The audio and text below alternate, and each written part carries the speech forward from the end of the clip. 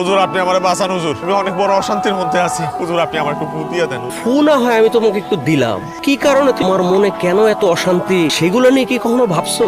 পাপ করছি হুজুর। যার সাথে পাপ করছো তার কাছে যাও, তার কাছে মাপ চাও, মন খুলে তারে সবকিছু বলো। তুমি ঠিক আছে তুমি? তোমার লাগে আমার কিছু কথা আছে। কও। আমার জান্নাতের সামনে আমি কথা বলতে পারবো না। জান্নাত আমার ঘুমাইয়া না। কি অবস্থা স্যার? অবস্থা ভালো না। সুমন সাহেব, আপনার একটি মেয়ে বাচ্চা জন্ম হয়েছিল, সেটাকে আমরা বাঁচাতে পারিনি। সুমন সাহেব, আপনি শক্ত হন। আপনি স্যার আমার বউ মরেছে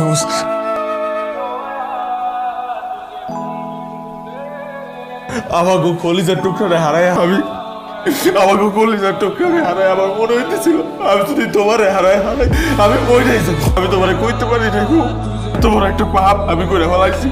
কেমনে করলা তুমি? কইরা দাও বউ, আমার মাফ করে দাও। আমি গোজার টুকরা আমার না